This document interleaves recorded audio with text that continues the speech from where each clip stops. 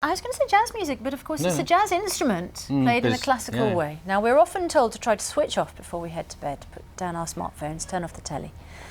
But how about this? If you're one of those who struggle, you might want to listen to some beautiful music. It's played by classical saxophonist Amy Dickson, and her new album has been described as late night listening at its best. And I'll let you read this bit. Just the job for a late night snuggle. We'll speak to Amy in just a moment. First, let's find out how she earned those plaudits. This is La Strada.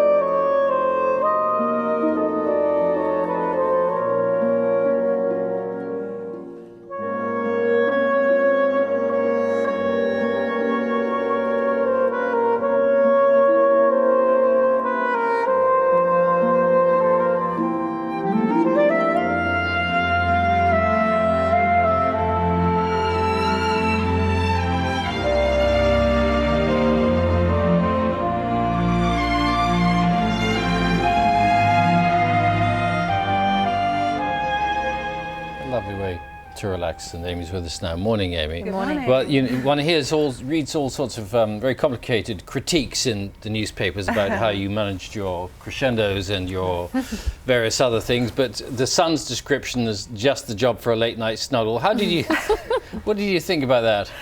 Well, I think it can be a lot of different things to different people, this album. Were you flattered, or did you think, oh, crikey? Yeah, well, it's not a bad review, is it? No, it's nice. And of course, the saxophone I think of as jazzy, and I expect lots of people think of the saxophone as jazzy. Of course, yeah. Is there a long tradition of classical It actually started out as a classical instrument.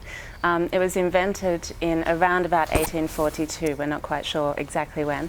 And for the first 70 or so years of its existence, it was actually more of a classical instrument. It came to jazz quite late in the piece. But with great modern connotations. In fact, you sort of invoked the atmosphere of the Thomas Crown Affair for your latest album.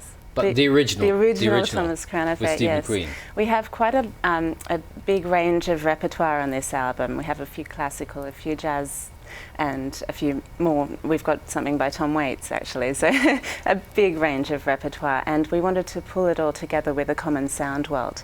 And I love the sound world of 1950s, 60s, some of the film soundtracks then, and especially with the shimmering strings and the alto flutes, and I just think it's so elegant and beautiful and sumptuous. And I was really lucky because we got a wonderful producer involved and some amazing arrangers, and they were able to arrange it in a way that really captured that sound world, and we recorded it in a specific studio in Islington, Angel Studios, and they have a special sound, and we used the old microphones, and so the whole thing came together really nicely.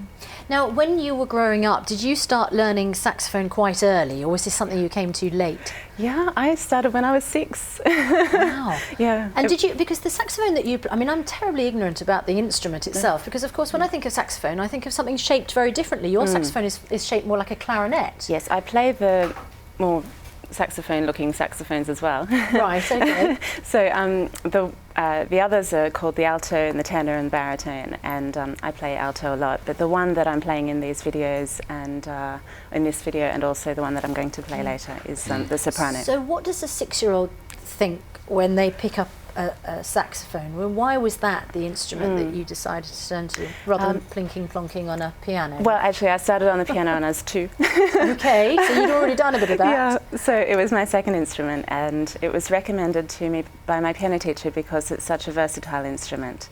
And of course, you can go into jazz or classical or whatever you want to do on a saxophone. And so it was really for that reason that I started it, but more importantly, I kept playing it because I just instantly knew that that was what I was supposed to do. That's a more saxophony looking saxophone there. That's my alto saxophone, yeah. Thinking plonking on the piano, of course, is one of those technical terms used by virtuoso musicians. Absolutely, there are a lot of very good plinky plonkerers out there. But you decide, so do you still play piano or did you stop that when I do. I play it for fun, actually, and it's interesting because I've never felt comfortable playing piano in front of audiences, and I feel so comfortable playing the saxophone. So. And this is a big year for you because you've managed to get married twice, which takes some doing, actually. Yes, in and to the same man. To the same guy, you should add, very quickly. Not because you changed your mind after the first wedding, I hope. No, I was just so happy with the first one, I wanted to do it again. Yeah. I was going to say, you don't have dual loyalties because you're Australian, of course. Yes. Are their audiences different in, say, Sydney as opposed to London when you play to them? Not dramatically different, no. No, I think they're both as receptive in both countries, actually. Yeah. But your heart is always with Australia. For instance, you're a big cricket fan, aren't you? I love cricket, yeah. Mm-hmm. Yeah. I'm going to be spending a bit of time at the Ashes this year, I think. Hoping things turn out differently for you this time around.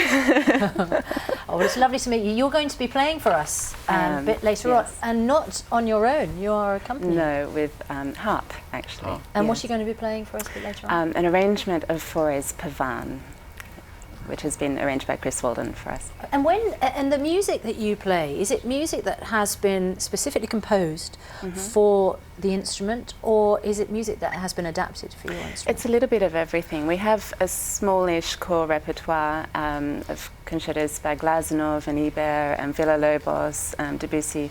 So I spend quite a lot of time playing them, but also I am very fortunate to be able to work with composers on new music a lot, and that's what I'm passionate about. Doubly relaxed to hear your saxophone and the harp at the same time.